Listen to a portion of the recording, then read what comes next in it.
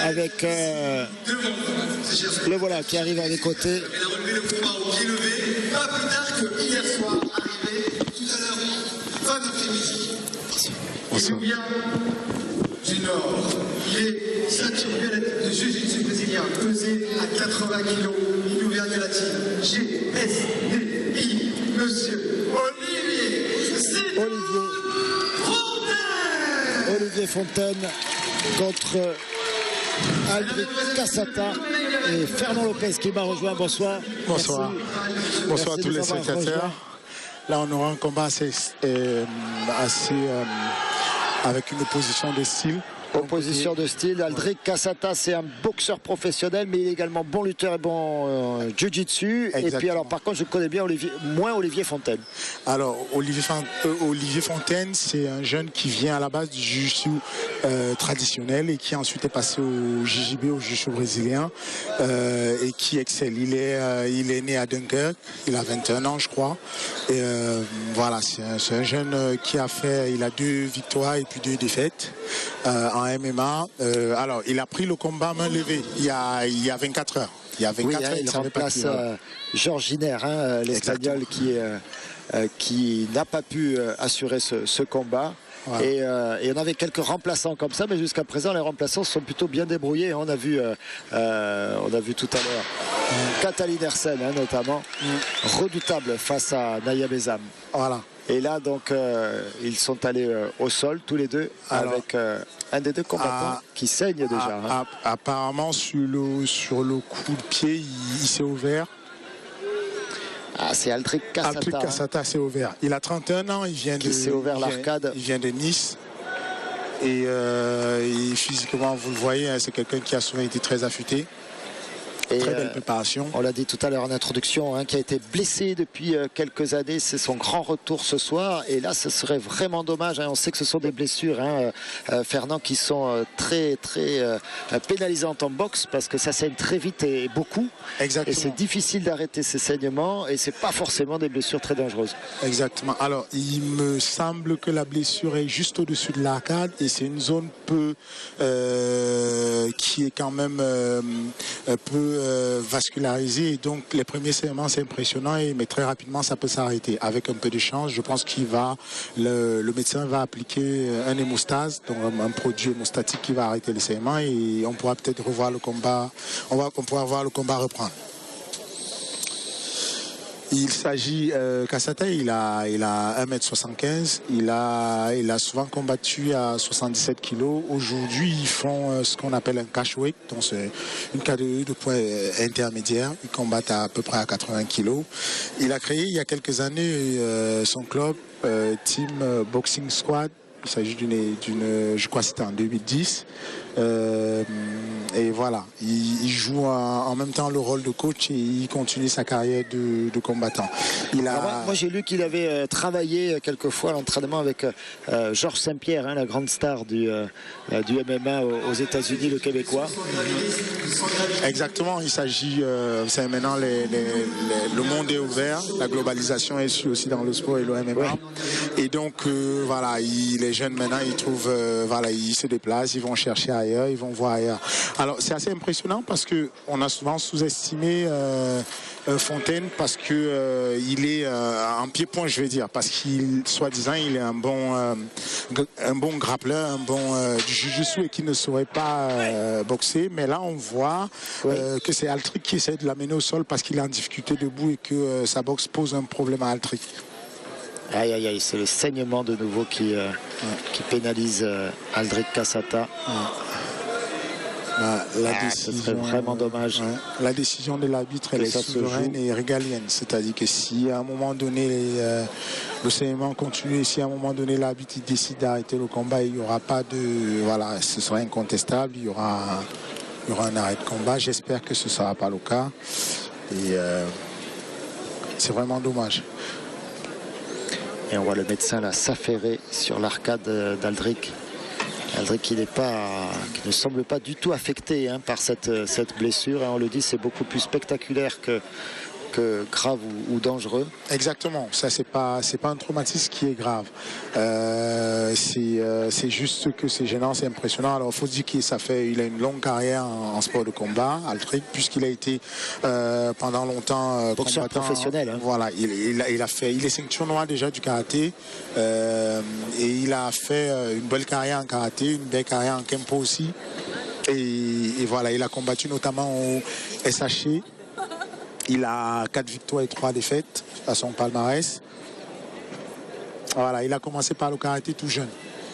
D'un autre côté, on a un jeune qui est, je vous parlais tout à l'heure du jeune Fontaine, qui a fait des études, qui a fait des très belles études. Aujourd'hui, il travaille dans la mécanique nucléaire. Et vous voyez comme quoi. Celui-là, il a fait mal. Ce middle, il a fait mal. Il était extrêmement puissant. C'est ça, même la logique interne du Muay Thai. C'est de mettre chaque coup qui est extrêmement puissant.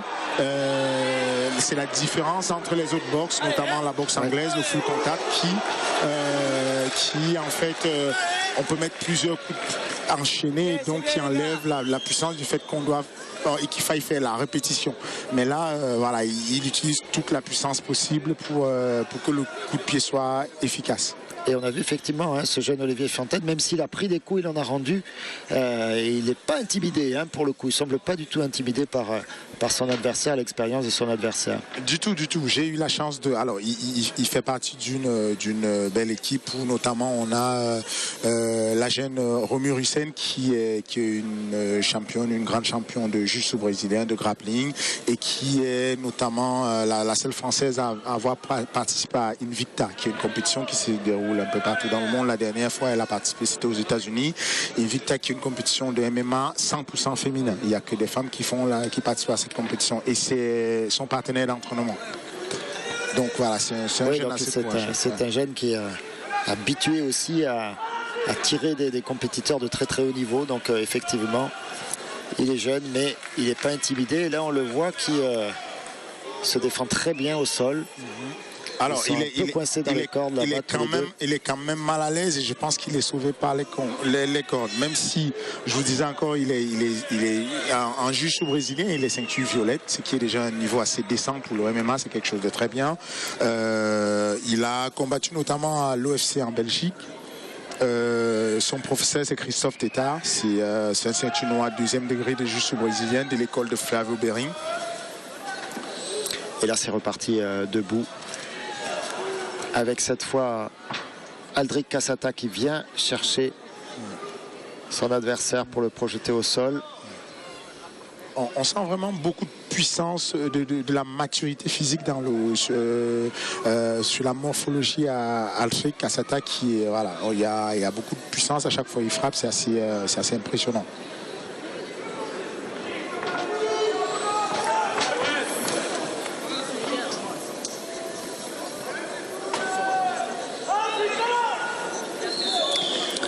Et là, chaque adversaire essaye de retourner, de retourner l'autre, voilà, dessus, aller chercher la clé, aller chercher l'étranglement. Exactement. C'est ce qu'on a, tous ces renversements qu'on appelle, que les anglophones, notamment les Américains, appellent les scrambles.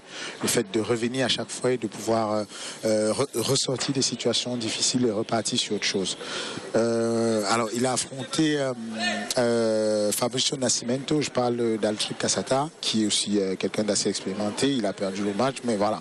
Pour vous dire que c'est pas le premier venu, c'est quelqu'un qui a pas mal d'expérience. Qu'est-ce qui se passe là, Fernand? On est au sol. L'arbitre annonce que alors les règles sont bien. C'est ça la différence avec ce que le public peut penser. C'est-à-dire le pancras est assez encadré. Il s'agit d'une compétition qui est bien encadrée. Et là on était au sol et il ne se passait rien. Et l'arbitre, au bout de quelques secondes, s'il n'y a pas d'action, on va relever le combat. Excellent. Et là, il y a eu quelques directs et crochets de Aldric qui ont touché. Encore une fois, je vous parlais de maturité dans la stratégie. C'est-à-dire qu'on a Aldric qui est passé d'une série de coups de poing, de coups de pied, et qui à un moment donné a poussé son adversaire à penser qu'ils étaient en situation de boxe et à changer de niveau et passer en lutte. C'est ça en fait la beauté de ce sport, qui est une discipline hybride où on peut passer de la boxe à la lutte, au judo en une fraction de seconde et essayer de tromper l'autre. Voilà.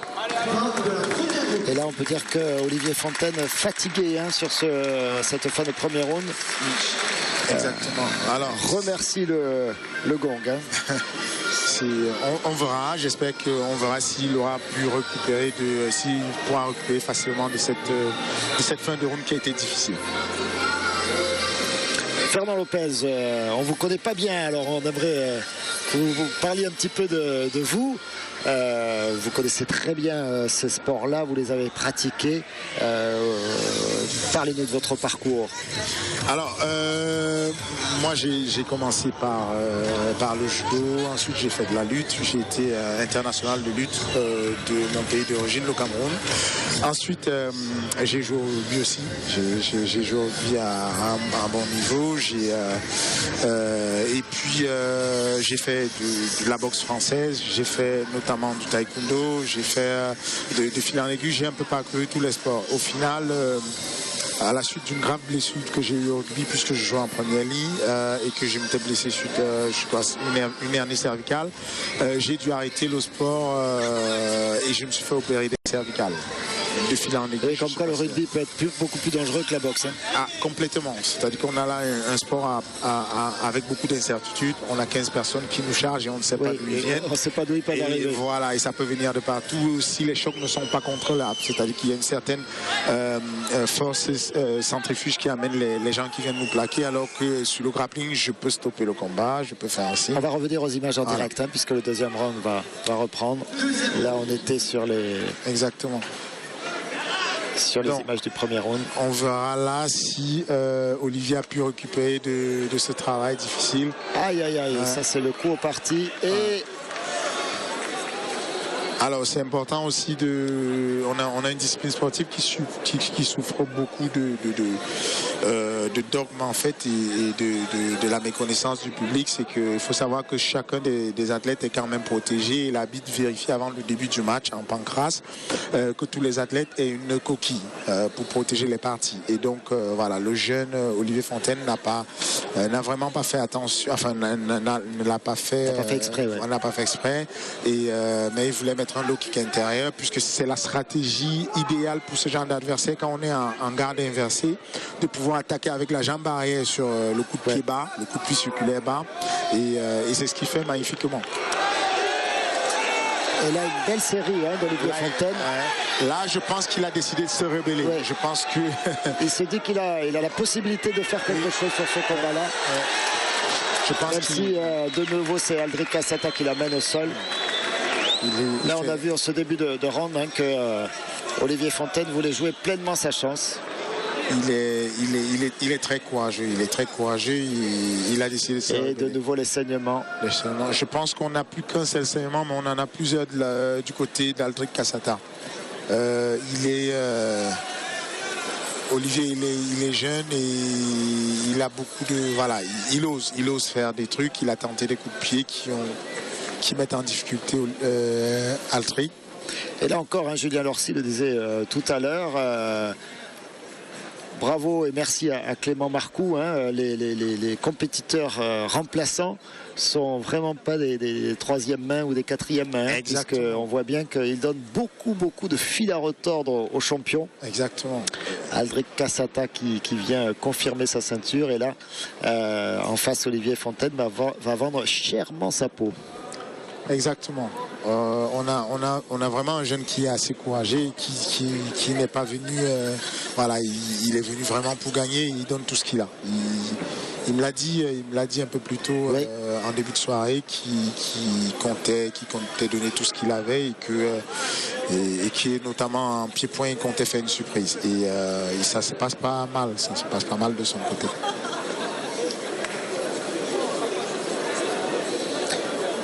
Allez, on espère que Aldric Cassata va pouvoir reprendre ce combat, un combat spectaculaire.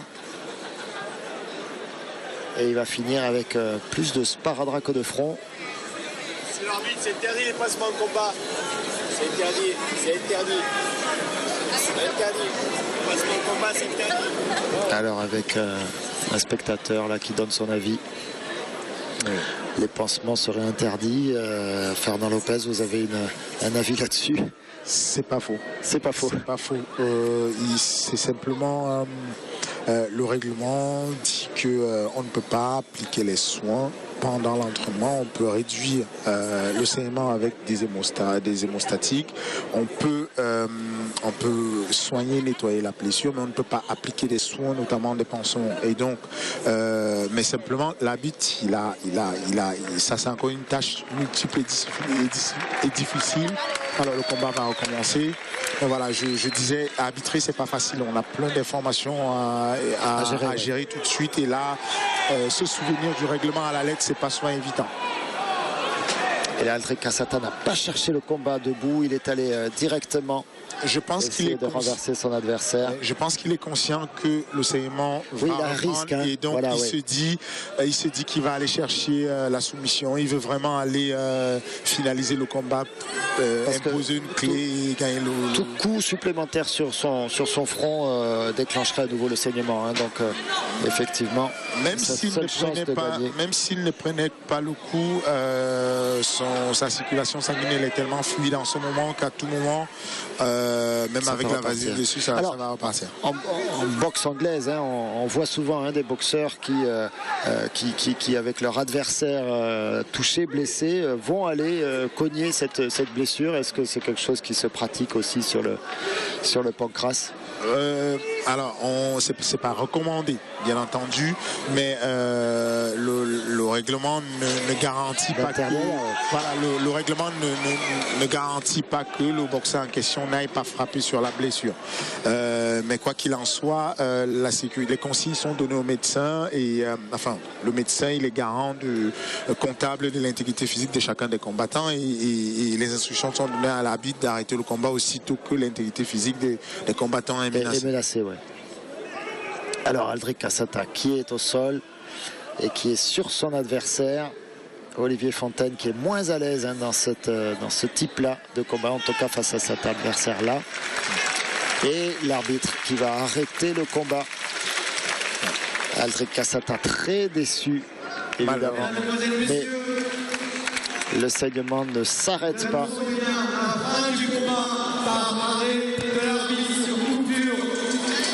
Malheureusement, alors dans ce cas-là, qui a gagné, Fernand? Là-dessus, il y a deux possibilités. Soit il y a no contest, parce que soit il y a no contest, soit ce sera Olivier qui aura gagné. Aux décisions des juges? Ouais. Non? Oui. Le public conteste un peu, mais je pense pas que ce soit bien méchant. Mais on peut déjà les applaudir parce qu'ils nous ont donné une prestation vraiment exceptionnelle pour ce combat. Avec Jean qui est avec le médecin. Jean Kahn qui est avec le médecin de la soirée. Allez Jean.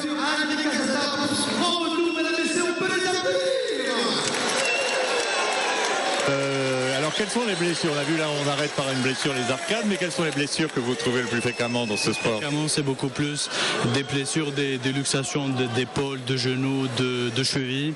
Aussi, des fois, on peut avoir des hématomes. C'est en général ça qui oblige l'arrêt du combat. Et là, donc? Ah, là, c'était une plaie. Et là, il n'y a rien à faire? Ah, absolument rien. Il faut suturer après. Mais durant le combat, on ne peut pas. Et vous ne pouvez pas faire de la couture? Ah, non. Impossible. C'est pas encore autorisé. Pendant le combat, on voit de toutes les couleurs et de toutes les coutures. C'est ça le pancras. Oui. Messieurs, c'est un titre, le titre des moins de 84 kilos qui était vacant, qui a été pris ici par un combattant du parti combattant de cette grande organisation individuelle qui n'a pas pu défendre ce soir. Et ce titre des moins de 84 kilos repart chez les amis Chimie dans le nord de la France avec monsieur Olivier Fontaine. Olivier Fontaine qui a bien fait de se battre comme un lion, comme un diable. Et Jean Kahn qui va aller chercher l'interview. Voilà, comme c'était... je m'en doutais un peu. Olivier Fontaine, finalement, il est le vainqueur, mais c'est juste, voilà un jeune qui a été courageux et qui finalement est récompensé de son courage. Il est récompensé de son courage, hein, parce que effectivement il y a cette blessure d'Altrit Kasaka, mais il n'a pas volé la victoire. Exactement, il faut savoir qu'au-delà de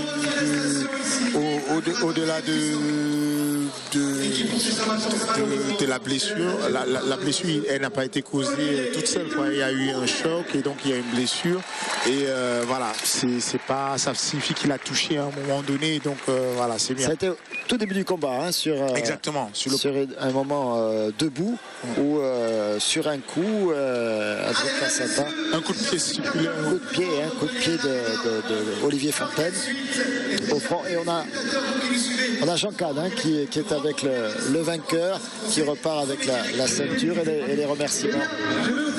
Il y a des marques, il y a félicitations. Olivier, alors qui est heureux d'être le vainqueur dans le Sud. Franchement, je suis super heureux. Enfin, c'est ma première victoire. Je suis vraiment fier. Parce que là, j'ai pas lâché l'affaire. D'habitude, mentalement, je suis en dessous de ça. Et là, franchement, j'ai donné un fond. J'ai un peu plus confiance en moi. Je suis jeune et il faut que je travaille. Je continue comme ça. Ça va me pousser. Je suis très motivé. Et je tiens à remercier aussi mon club de Saint-Paul-sur-Mer de Dunkerque. Mon entraîneur Christophe Tétard. C'est grâce à son boulot que je suis arrivé là. Et celui qui organise cette soirée. Merci, bravo. Je tiens à faire une dédicace à Polo, à tout le monde du club, d'accord, parce qu'ils me soutiennent à fond. Ils m'ont vraiment motivé pour cette soirée, donc je remercie.